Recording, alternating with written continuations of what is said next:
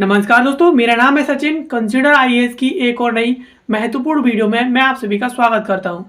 दोस्तों, जिस तरीके से तकनीकी के क्षेत्र में भारत तरक्की करता जा रहा है वो अपने आप में अद्वितीय है। और अब आने वाले कुछ ही महीनों में आप सभी को एक ऐसी चीज़ देखने को मिलेगी जो हेलीकॉप्टर की भांति होगी। और ये स्क्रीन पर आपको जो दिख रहा है वही है जिसकी मैं बात कर रहा हूँ, और इसका नाम है जायरोकॉप्टर। ये एक ऐसा प्लेन है, यानी इसे प्लेन ही कहेंगे। ये एक ऐसा प्लेन है जो आपको आने वाले कुछ ही महीनों में आपको अपने घरों के आसपास आपको मंडराता हुआ देखने को मिली, क्योंकि अभी हाल ही में डीजीसीए के द्वारा इसके चाल डाल और इसकी डिज़ाइन को अनुमति दे दी गई है कि अब भारत में अब जायरोकॉप्टर उड़ेगा तो उसका किस तरीके का डिज़ाइन होगा, ये अनुमति दे दी गई है।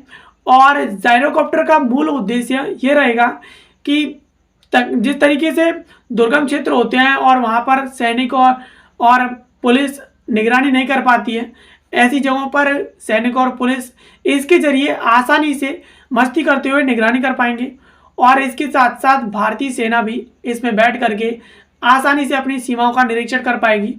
और इतना ही नहीं, इसके साथ साथ जो उद्यमी हैं, पैसे वाले हैं, वो इस जायरोकॉप्टर के जरिए इसे खरीद करके इसका इस्तेमाल कर सकती हैं ऐसी जगहों पर जहां पर भीड़ भाड़ होती है और ज़्यादातर जाम लगे होते हैं और उन्हें अपने जगह तक यानी डेस्टिनेशन तक उन्हें आने जाने में दिक्कतें हो, तो ऐसी स्थिति में वो इसका उपयोग कर सकते हैं और लंबी से लंबी दूरी को वे कम से कम टाइम में और बिना किसी ट्रैफिक के आसानी से पूरा कर सकेंगे। तो ये अपने आप में बहुत ही ज़्यादा एक इंटरेस्टिंग प्लेन है जो कि अब आने वाले कुछ ही महीनों में हमें देखने को मिलेगा।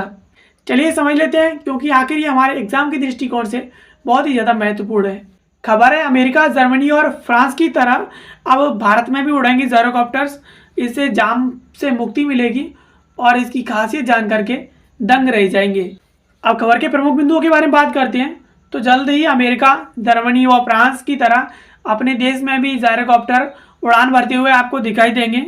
इससे सेना, अर्धसैनिक बल, पुलिस को दुर्गम इलाकों में जहां पर नज़र रखना बहुत ही ज़्यादा क्रिटिकल होता है अपने आप में, ऐसी जगहों पर अर्धसैनिक बल और सेना, पुलिस आसानी से नज़र रख पाएंगे।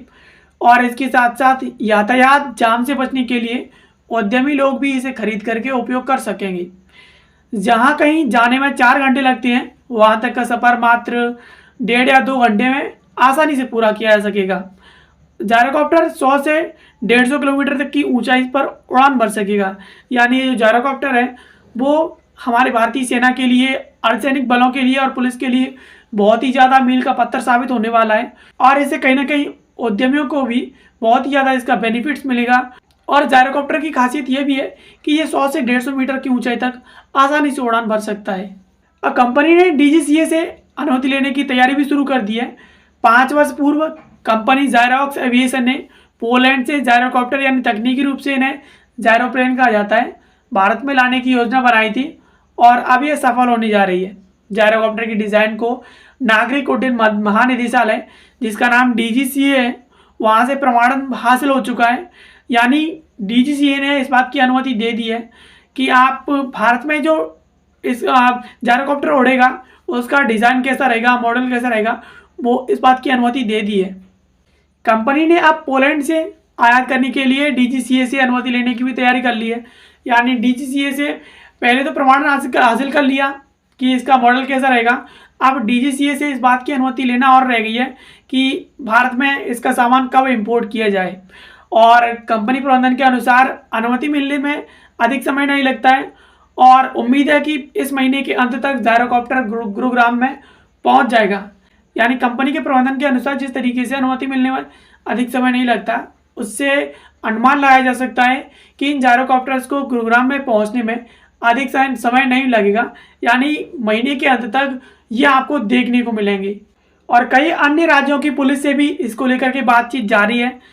कंपनी जायरोकॉप्टर को सेना, अर्धसैनिक बलों, पुलिस को उपलब्ध कराएगी। यानी जायरोकॉप्टर कंपनी का उद्देश्य है कि वो सेना के लिए, अर्धसैनिक बलों और पुलिस के लिए जायरोकॉप्टर्स को ज़्यादातर उपलब्ध कराए। इसके लिए सेना एवं अर्धसैनिक बलों से वह बातचीत भी कर चुकी है। कुछ अर्धसैनिक बलों ने इसमें रुचि भी दिखाई है। यानी पहले सेना से और अर्धसैनिक बलों से इसके बारे में बात की गई, लेकिन कुछ ने इसमें अपना इंटरेस्ट भी जाहिर किया है। जबकि हरियाणा पुलिस के साथ ही कई अन्य राज्यों की पुलिस से भी बातचीत की गई है। यानी हरियाणा पुलिस के साथ साथ कई अन्य स्टेट की पुलिस भी इस संबंध में बात भी कर चुकी है। सभी को इसे उड़ाकर दिखाया जाएगा और उसके बाद मांग के अनुरूप विदेशी कंपनी जायरोकॉप्टर मंगाएगी। यानी पुलिस को और अर्धसैनिक बलों को इसे उड़ाकर दिखाया जाएगा कि आप इसे किस तरह से इस्तेमाल कर सकते हैं और ये आपके किस तरीके से काम आएगा। और उसके बाद जिस तरीके से अर्धसैनिक बल और पुलिस और सेना जिस तरीके से मांग रखेगी, उसी के अनुसार कंपनी जायरोकॉप्टर्स को विदेश से भारत में इंपोर्ट करेगी। अब केवल 100 मीटर लंबी एयर स्ट्रिप की ज़रूरत है। यानी जायरोकॉप्टर के टेक ऑफ के लिए मात्र 100 मीटर की लंबी और 15 मीटर चौड़ी एक एयर स्ट्रिप की ज़रूरत होती है। यानी अब जब ये लैंड करता है तो कम से कम 100 मीटर की लंबाई तक ये आराम से चला जाता है।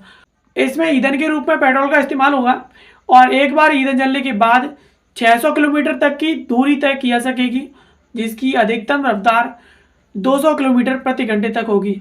यानी जायरोकॉप्टर में एक बार ईंधन जल गया तो ये समझो कि ये 600 किलोमीटर तक की दूरी को आसानी से तय कर सकेगा और इसकी जो रफ्तार रहेगी वो 200 किलोमीटर प्रति घंटे की रहेगी। और यह 100 से 150 मीटर की ऊंचाई तक और 30 किलोमीटर प्रति घंटे की रफ्तार से उड़ान भर सकेगा और इतनी ऊंचाई से नीचे किसी भी चीज़ को बेहतर तरीके से देखा जा सकेगा। इसलिए इसे सेना, अर्धसैनिक बलों एवं पुलिस के लिए लाभदायक माना जा रहा है। यानी इसकी जो हाइट है, जिस हाइट पर ये उड़ान भर सकता है वो है 100 से 150 मीटर, जिस ऊंचाई से आसानी से कोई भी चीज़ धरती की और एक अच्छी तरीके से देखी जा सकेगी। और इसी वजह से इसे भारतीय सेना और अर्धसैनिक बलों पुलिस के लिए बहुत ही ज़्यादा इम्पोर्टेंट और लाभदायक माना जा रहा है। न्यूनतम 40 घंटे की उड़ान आवश्यक है। जिस प्रकार अन्य विमान कंपनियों को उड़ान भरने से पहले एयरपोर्ट अथॉरिटी को इसकी जानकारी देनी होती है, उसी तरह इसे उड़ान भरने के लिए भी एयरपोर्ट अथॉरिटी को जानकारी देनी होगी। अथॉरिटी की अनुमति मिलने पर ही जायरोकॉप्टर उड़ान भर सकेगा और इसे उड़ान भरने के लिए जायरो प्रशिक्षित स्पोर्ट पायलट लाइसेंस की आवश्यकता होगी, जिसका प्रशिक्षण कॉमर्शियल पायलट लाइसेंस मानकों के अनुरूप होगा।